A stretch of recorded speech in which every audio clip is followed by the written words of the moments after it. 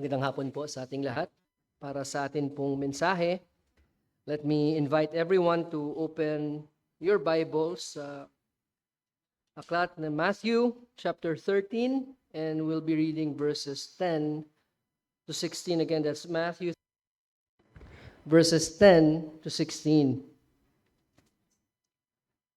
Then the disciples came and said to him, "Why do you speak to them in parables?" And he answered them, "To you it has been given to know the secrets of the kingdom of heaven, but to them it has not been given. For to the one who has, more will be given, and he will have an abundance. But from the one who has not, even what he has will be taken away. This is why I speak to them in parables, because seeing they do not see, and hearing they do not hear, nor do they understand. Indeed, in their case, the prophecy of Isaiah is fulfilled that says, 'You will indeed hear, but never understand, and you will indeed see, but never perceive. For this people's heart has grown dull, and with their ears they can barely hear, and their eyes they have closed, lest they should see with their eyes and hear with their ears, and understand with their heart, and turn, and I would heal them.' But blessed are your eyes, for they see, and your ears, for they hear. For truly I say to you, many prophets and righteous people longed to see what you see, and did not see it, and to hear what you hear, and did not hear it." What do you hear every time na meron pong nangangaral, ang salita ng Diyos ay binabasa, pinapaliwanag, and it is being preached? What do you hear? Do you hear someone speaking nonsense? Or do you hear someone who is disillusioned, trying to spread his disillusionment and convincing others to join him? Do you hear a person just trying to be good and teaching others to do the same? Or do you hear someone who is just displaying his knowledge and maybe perhaps his eloquence? Or do you hear God speaking every time the word is preached? Do you hear words of life? Do you taste and see food for your soul? Manalangin po tayo. Father, we ask and pray that you would be with us sa amin pong pag-aaralan, sa amin pong pagbubulay-bulayan sa hapong ito. Panginoon, tunay na kami ay mahina.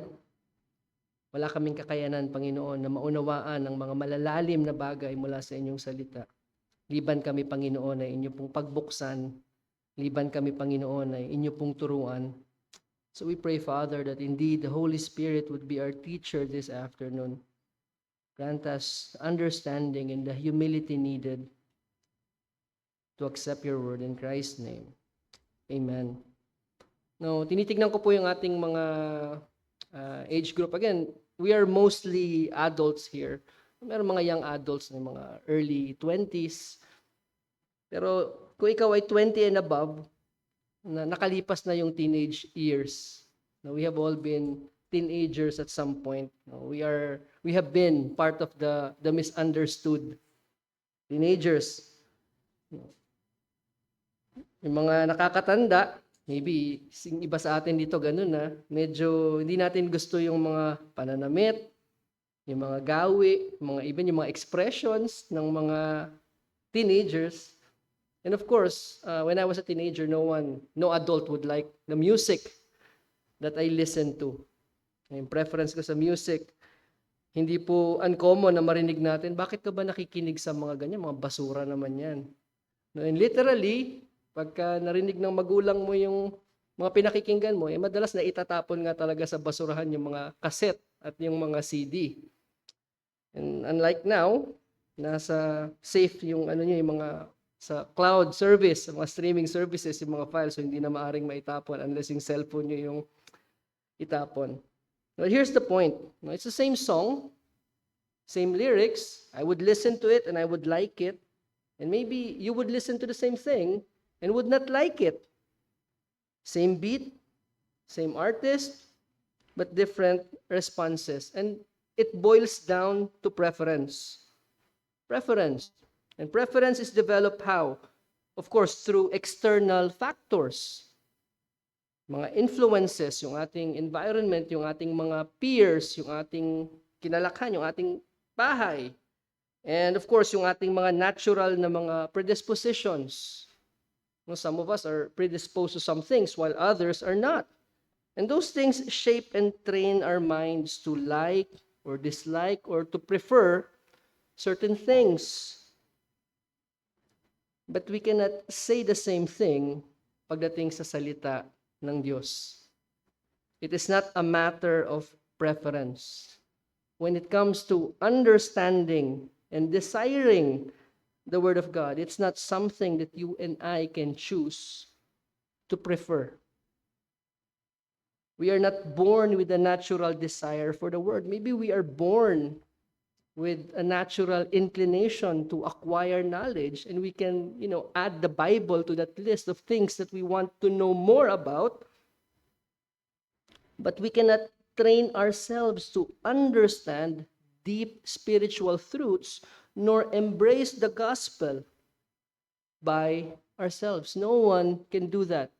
No one is born with that ability or that capability to understand things. If anything, sabi po ng salita ng Diyos, it is foolishness to the natural man. So that's why I ask, what do you hear when you hear the word of God being preached? Do you hear someone speaking foolishness? For us to understand truths about God, for us to sit here with genuine interest and desire to understand and know what is being preached and what is being taught, something must happen to us first. Kailangan may mangyari muna sa atin. Kailangan merong gawin sa atin for us to be able to savingly believe. We have to make that distinction. Because some people believe, yung ating binasa, ano yung naunang parable doon? Parable of the sower. Tandaan natin, lahat ng ibang soils doon are described as those who have believed at some point. But for us to savingly believe and even grow into fruitfulness doon sa knowledge na yun, something must be done to us. Our text natin pong binasa, sabi doon, the disciples came to Jesus and they had a private conversation with Him. They came to Him. Now, it's not just the 12. Sabi po sa aklat ni Mark, the same story, the same context, kasama po nila yung iba. So, meron silang ibang kasama. Remember, before this, there were the 70 who were sent out. So, maybe it's part of those 70. And they asked Him a question. Ano yung tanong? Why do you speak to them in parables? Referring to the crowds. Remember, Jesus here spoke or was speaking to the crowds. Of course, the disciples, they weren't excluding themselves. Kasali po sila doon sa nakarinig ng mga parables. So they were not saying that, why do you teach them and not us in parables? Kasama po sila doon. Nor were they saying na sila ay naiintindihan na nila yung parables. They were not saying that we already understood what the parable meant. But perhaps it's because they could not understand why the Lord would not want the majority to understand what He is teaching. Why does He intentionally make it harder for them, for the crowd, to grasp what He is saying? Bakit lalong pinapahirap ng Panginoon yata? Malabo na nga, hindi na nga nila maunawaan, lalo pang pinapahirap ng Panginoon na maunawaan na nga nila. I know there are many of us who are teachers here. Do you intentionally make the lesson complicated or harder so that your students would not understand and fail? Of course not. That's not what we do. We try our best to simplify. Lalo na kung mathematical equation yan, simplify natin the best we can for them to be able to answer it correctly or to be able to understand or grasp the lesson. Now, kung yung mga disciples at this point, when they came to Jesus, they also did not understand the meaning of the parable. What makes them different? What makes them different from the rest? Bakit sila gumawa ng distinction? To them, so merong us. Kung merong them, merong us. Now notice the Lord's answer. To you, it has been given. To you, it has been given. There's the difference between the disciples and the rest of the crowd. To them, it has been given. They are recipients. Sila ay mga nakatanggap. They are not as those who earned it or those who deserved it, but they are simply those who have been freely chosen to be given. And so they received. Ano yung binigay sa kanila? What was given? It is in the passage natin po binabasa, it is the spiritual understanding. It is the ability to be able to see and hear with understanding and be able to grasp the spiritual truths na itinuturo ng ating Panginoon. Of course, sino nagbigay? Ang Diyos.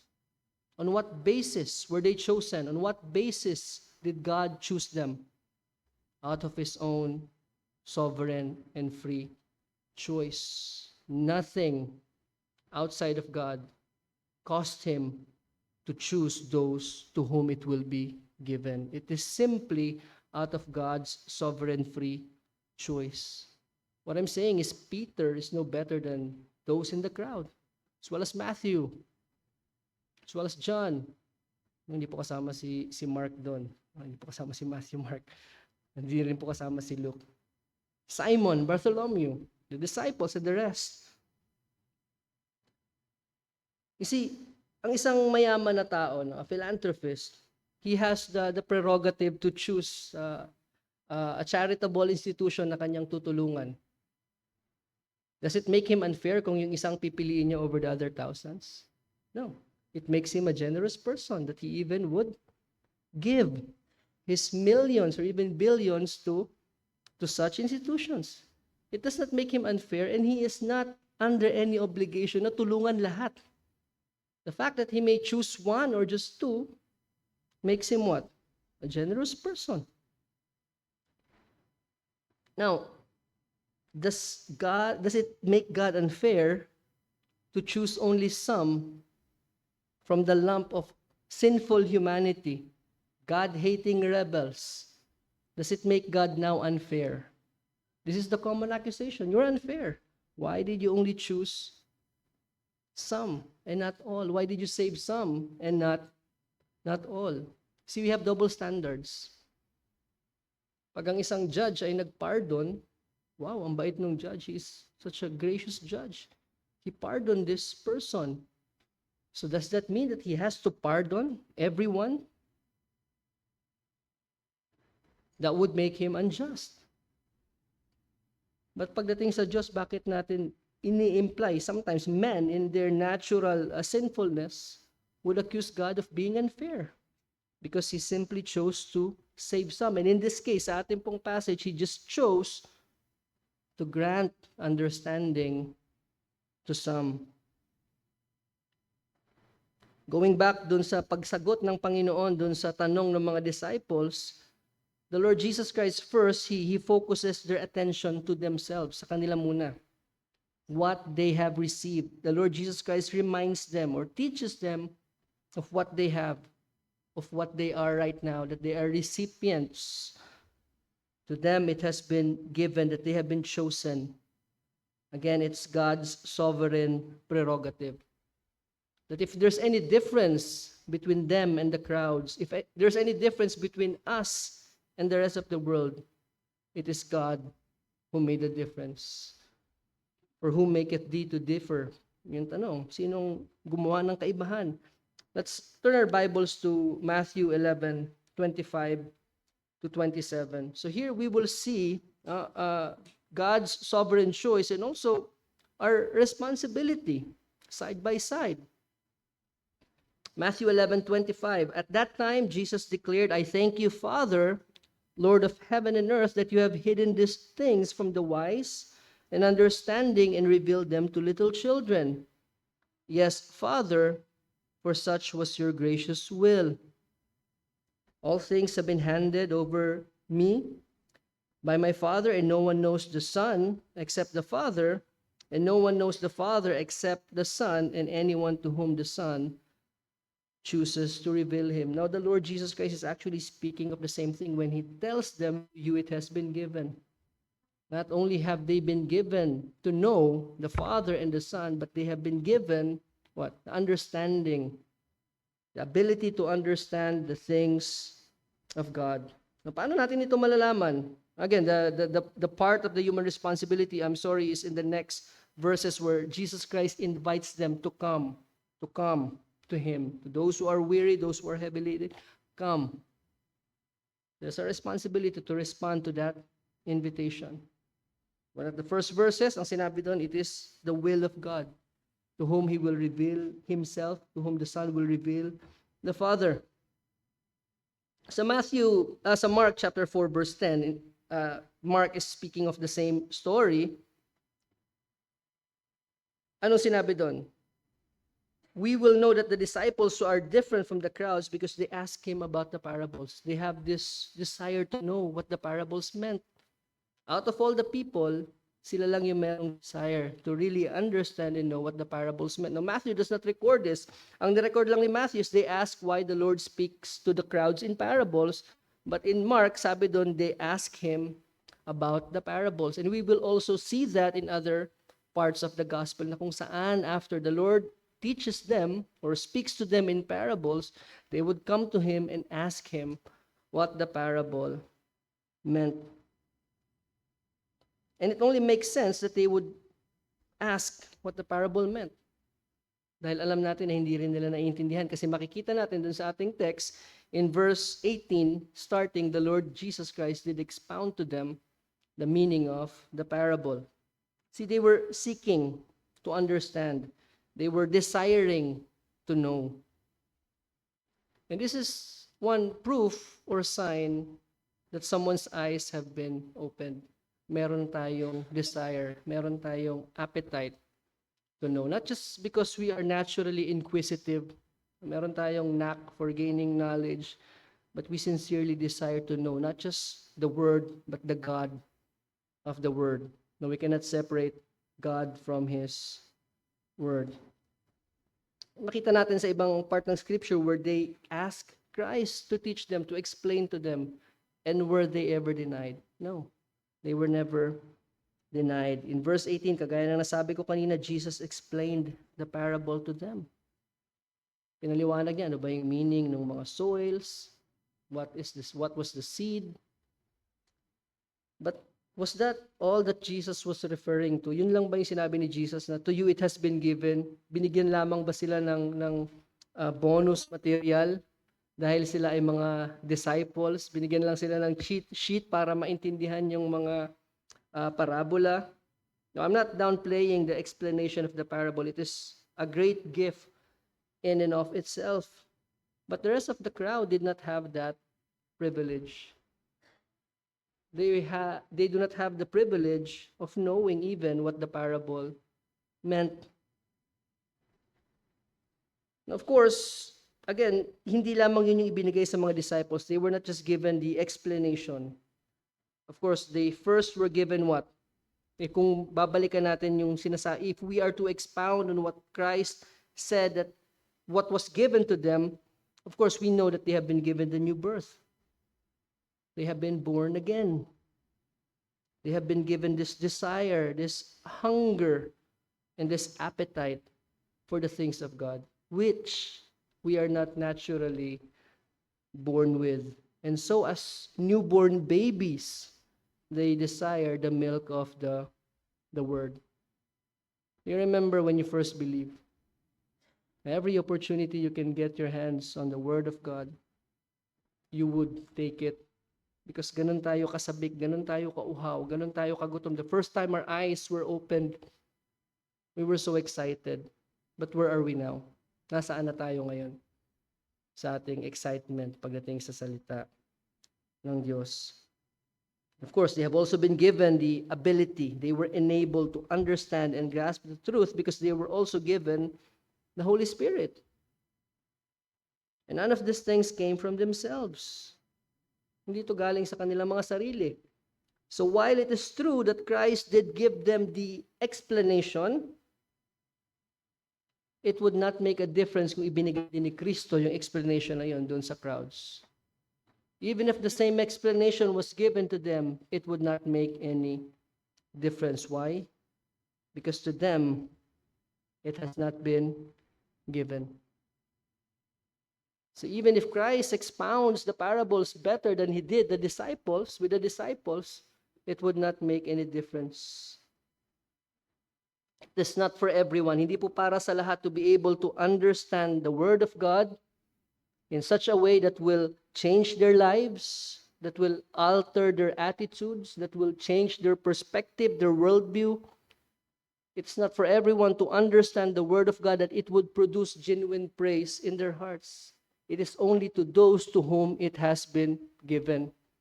The effect, the life-changing, the saving effect of the gospel and of the Word are only for those to whom it has been given. But here's more blessings that comes with that. Because they have been already given those things. They have been given the understanding. Their eyes have been opened. Their ears have been opened. Anong sabi sa kanila? They will receive more.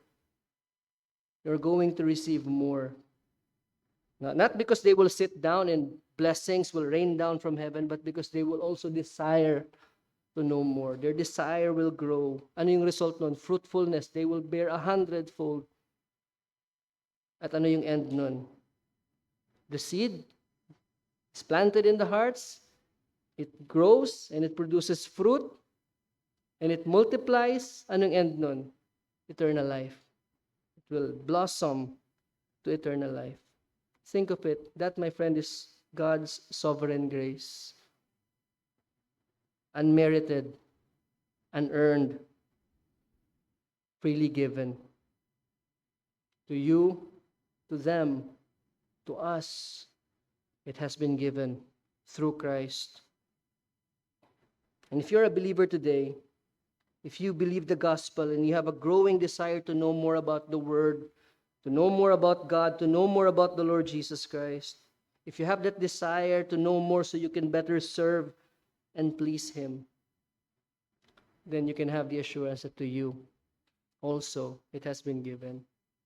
If you have that desire for the Word of God, if you have that desire to know God, to you also it has been given. If you have believed in the Lord Jesus Christ, to you it has been given. Not because, God saw something special in you kaya ibinigay sa iyo yun. Not because God saw that someday you will be used by Him in the ministry. Ito, may abilidad to. Liligtas ko nga ito. Pagbubuksan ko nga ito ng mata para maging kagamit-gamit to sa ministeryo.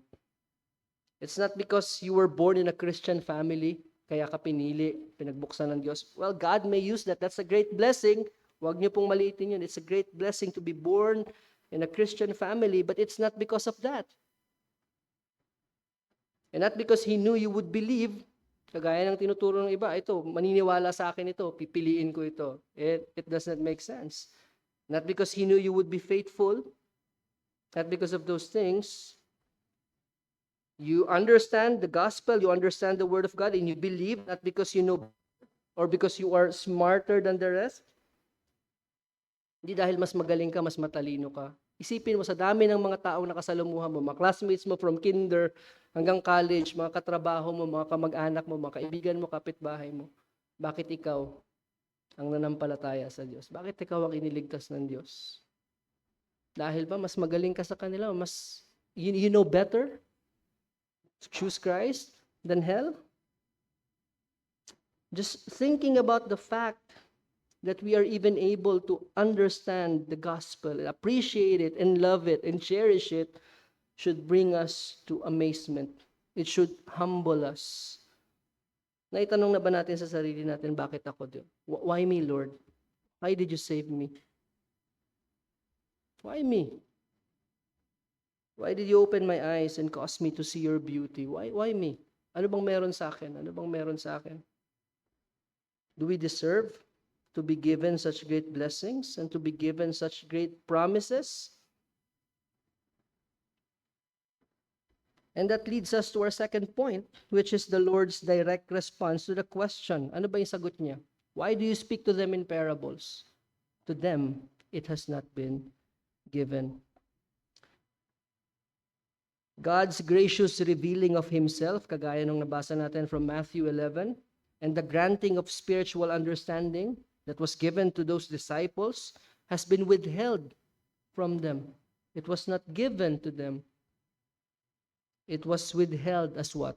As judgment. Bilang paghuhukom sa kanila.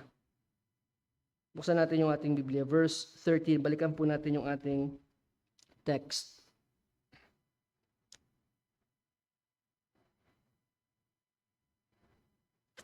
Verse 13, this is why I speak to them in parables, because seeing they do not see, and hearing they do not hear, nor do they understand. Indeed, in their case, the prophecy of Isaiah is fulfilled that says, you will indeed hear, but never understand, and you will indeed see, but never perceive, for this people's heart has grown dull, and with their ears they can barely hear, and their eyes, what? They have closed. It was their doing. Lest they should see with their eyes and hear with their ears and understand with their heart and turn, and I would heal them. Now, let us first make clear that this is not simply just, a capricious choice on God's part to withhold judgment. Hindi lamang po siya namimili in the same way na namimili tayo ng sino yung magiging kakampi natin sa laro, no? Nung mga bata tayo, mas pinipili natin yung sa tingin natin mas mabilis tumakbo. Depende sa laro eh. O kung sino yung mas flexible, kung yung ano ba yung laro, Dr. Kwak-Kwak, sino yung mas flexible, sino yung mas magaling. No? Hindi ganun yung pagpili ng Diyos. It was not just He chose to withhold judgment, it's because out of His love for His elect. He loved us before the foundation of the world. It was not just because He simply, chose the same way that we would choose. God withheld understanding from them as judgment, as a response to their what? To their unbelief. To their unbelief. So what the parables were at this time when the Lord Jesus Christ taught them the parable, it was serving as a veil, parang belo, parang saklob, to further darken their already blinded eyes. See, they have already shut their eyes. They have already refused to believe. And so the Lord teaching them in parables that would not be possible for them to understand apart from God opening His eyes, serves as a veil to further what? Darken their understanding. It was the Lord's response. It was not only the cause. Yes, it caused them to further go down in their unbelief, but it is also the Lord's response. It is both a cause and a response to their unwillingness to believe. If you think that it would be unfair, why would the Lord Jesus Christ do that? Bakit gagawin ng Panginoon yun? He would intentionally use parables so that they will not understand, so mas lalo nilang hindi maunawaan. Remember how many times the Lord Jesus Christ taught them plainly. Remember how many times they saw His miracles proving that He is the Son of God, that He is the Messiah. Remember how many things He taught them that they refused to believe. They refused to follow Him nor obey His teachings. No, sa mga gospel, nakikita po natin the crowds followed Him for many reasons. Except for what? Except for committing to Him. They are not willing to deny themselves and follow Him. They were not willing. So even if Jesus gave them the same explanation na ibinigay niya sa mga disciples, what would it be? It would be throwing the pearls to the swine. It would be throwing the pearls to the swine unless it has also been given to them. And so the veiling na ginawa ng Panginoon through the parables was just a nail to their coffin. It was a nail to their coffin. It was to further seal their judgment. It is God abandoning them to themselves, leaving them to themselves, being left to go deeper in our unbelief is a scary judgment. Para iwanan tayo ng Panginoon sa ating unbelief is something that should really scare us. Because we don't know if there's still a point of coming back or recovering from that once the Lord has already left us to ourselves. Now, again, divine sovereignty on this side does not cancel human responsibility. Kaya babalikan natin yung kaninang binasa natin sa Matthew chapter 11. The Lord Jesus Christ teaching them about God choosing to reveal himself, about the Father revealing the Son and the Son revealing the Father to whomever they will. And then on the same breath, calling them to come to him. That's both divine sovereignty and human responsibility. And so the true disciples to whom God revealed Christ are those also who came to him in faith and repentance. It is them who have been given understanding, but it is also them who responded in faith, who denied themselves, who took up their crosses and followed him despite of and in spite of what he told them. Foxes have holes, the birds of the air have nests, but the Son of Man has nowhere to lay his head. They don't care. We will follow you. We will follow you. When they were asked, kayo rin ba ay aalis kagaya nila? Where shall we go? You have the words of eternal life. And it is they who will be given more. Sila na nagsuko ng kanilang buhay, nanampalataya, sila na pinagkalooban ng pagkaunawa sa salita ng Diyos, sila na binigyan ng pag-unawa kung sino ang Diyos, sila yung bibigyan pa ng mas marami. They will be given more. Now, on the other hand, there are those people who perhaps had some interest in the teachings of Christ. No? Sila yung mga almost believers, just like Felix. Thou almost persuadest me to be a Christian. Almost persuaded. Perhaps those in the crowd are those who are already at the door, malapit na. Andiyan na, nakikita na nila, something is different in this person. Look at how he teaches with authority. How can a carpenter's son know such things? So meron na sa kanilang amazement, meron na sa kanilang hint ng unbelief, maybe a bit of curiosity, maybe they have this amazement at his miracles, admiration. Maybe they know something about the Lord Jesus Christ.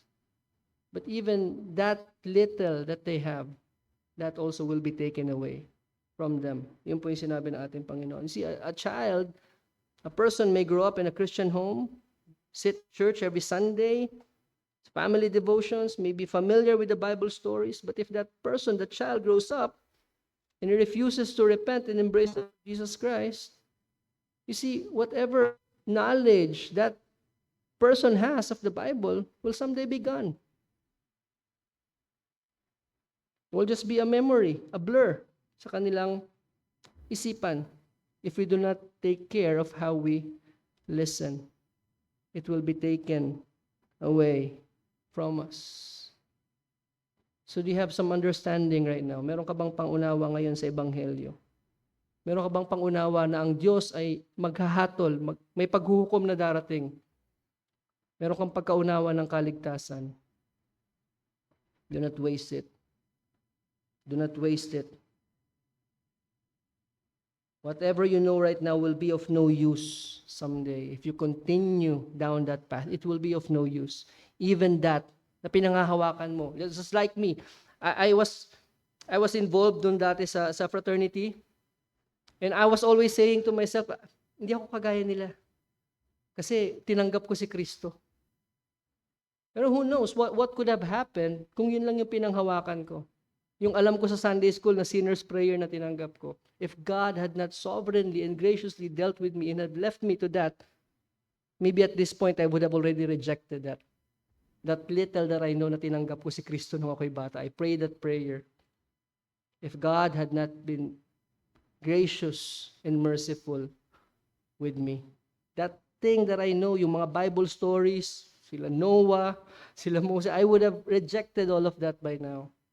I would have turned away from those things. Even those things will be taken away from you if you continue in your unbelief. You see, a person may reach a point where he's no longer able to come to that saving knowledge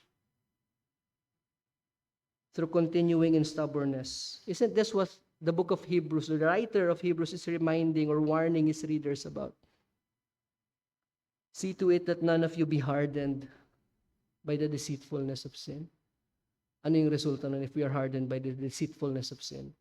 We won't be able to enter that rest. it is impossible to bring them again to repentance.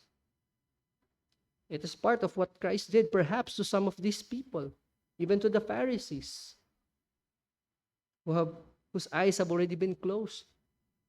Tandaan niyo nangyari nung binuhay niya si Lazarus. Instead of believing that he is the Christ, the Son of God, sabi nila, patayin natin si Lazarus because many people will believe him now. Do you see the depth of darkness that they have plunged into? The deeper they go into their unbelief. Of course, it's not for us to know at what point na hindi na tayo pwedeng iligtas ng Panginoon. Of course, God can save us. God can save everyone. But it is a clear warning so that we do not tread that path, so that we do not go down that path. Of course, we believe in the salvation of God. We believe that no one is beyond the salvation of God. But it is a warning to those who would continue to reject and go the path of stubbornness. So do not continue in your unbelief. While there's still the glimmer of light, while you still cling to that gospel, while you are still hearing the call to repent, heed the call and turn to Jesus Christ. The preaching of the word right now is not even in parables. Yes, we preach on the parables or from the parables, but the preachers try to preach with clarity and simplicity so that hearers understand the best way we can what is being said. It is not our task to conceal the truth. That is God's doing, but God may do that right now. To others, He may be calling them. To some, He may be hardening them more through the preaching of the same word. Remember, Christians emit what? The same aroma in preaching the pastor, but to others, it is the aroma of death. To others, it is the aroma of life. And so the same word of God may be to you, God graciously calling you, or maybe God in judgment hardening your heart through the same word. So we must be careful how we hear. Sabi sa Luke, take care how you hear, how you listen. Every time the word of God and the gospel is accurately and faithfully preached in your hearing, and you continue to reject it, you might just be moving closer to shutting yourself out of salvation. Think of how many times you said, tomorrow I'll do it, tomorrow I'll believe. How many tomorrows na yung pinalipas mo? How many next times yung lumipas? And who knows? Do not boast yourself of tomorrow. Because tomorrow may just not come for you. Hearing the word preached in this church through your parents, through your friends, is already a great blessing. And what are you doing with it? Are you wasting it? And if you think Christ was just being harsh, even Him speaking to parables is also at the same time an act of grace. So imagine, kung ang preaching ni Jesus dissertation or treatise, kagaya ng mga Puritans, sa tingin niyo may mga makikinig, may mga mag-i-interest. The fact that He's speaking to them in parables, in stories, relatable stories, is them at least trying to get their attention. May purpose. For Him to feed, to heal, to teach them, to preach the gospel of the kingdom to them is out of His own goodness. The Lord never wasted time. This is what is different between us and the Lord. The Lord wasted not a minute or a second. He wasted no word. He spoke no idle words. And so every word has its purpose. And here, specifically sa ating text, it is very clear that the purpose that He spoke is parables to them, is for their judgment. But then again, it's not just a harsh display of judgment, but a display of His divine forbearance. The text is making a point. Sometimes the word preached can both be a gracious invitation, but a pronouncement of judgment. Again, naririnig ninyo ngayon ang ebanghelyo na ipinapangaral. How would you rather receive the word? And for us Christians, we are not to make that same judgment, the same way that the thing that Christ did. Not simply because someone rejects the gospel, it does not mean that they have automatically not been given the understanding. Hindi po natin alam yun. Remember, Christ is omniscient, and we are not. He knows their hearts, and we don't. And so for Him to say what He said is because He is God and we're not. Anong responsibility natin? It should not stop us from issuing or preaching the gospel and also from issuing a warning to others that they should not persistently reject the gospel. Do not persist in your stubbornness to embrace the gospel. And so knowing these things, we should grow in our appreciation, in our gratitude of having received what we have received from God. For us to be able to open the Word, to be able to meditate, to be able to find sweetness in the Word of God, to be able to find words of life, to be able to hear God speak to us. Hindi ba napakalaking biyaya nun? And that's only because to you, it has been given. In a noisy world, ang daming mensahe, kumakalat sa sanlibutan, for us to be able to hear the Word of God is a great blessing. Do not take it for granted. Do not take that for granted. Billions of people do not hear the voice of God, even if they hear the Word preached. Let us not waste the opportunity to grow. Let us treat that gift as something precious. Not just the Word of God, not just the Bible, but the ability to be able to understand, to be able to hear from God. But let us also move with urgency, knowing that as much as God can open their hearts, God can also harden the hearts of those who continue in their unbelief. Dalangin po tayo. Father, we thank you for such a great blessing to be given eyes to see and ears to hear. And Father, we also know that you can also harden the hearts of those who continue in their unbelief. We pray, Father, that you would mercifully and graciously deal with them. Sila rin, Panginoon, na inyo pong kahabagan. Pagbuksan niyo sila, Panginoon, ng mga puso, ng isipan. Bigyan niyo sila, Panginoon, ng pananampalataya at pagsisisi. Iligtas niyo rin sila, Panginoon. Kahabagan niyo po sila. Because apart from your gracious work in their hearts, they would continue in their blindness. They would continue, and their hearts will continually harden the more that they hear the word. So, Father, may you be merciful to them. Bless your word in Christ's name. Amen.